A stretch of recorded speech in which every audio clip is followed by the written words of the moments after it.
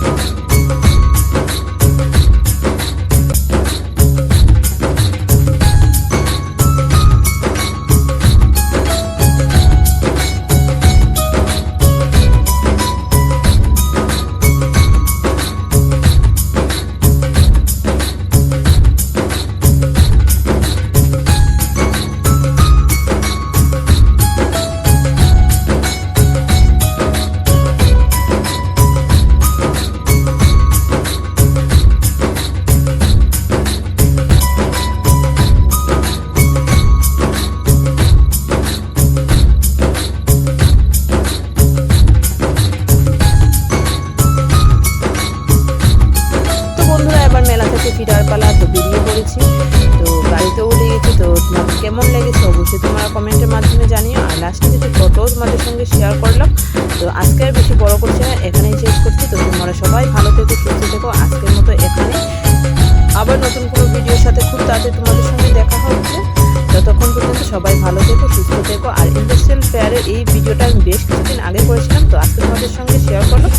সবাইকে ভালো থেকো, সুস্থ থেকো, টাটা, বাই বাই।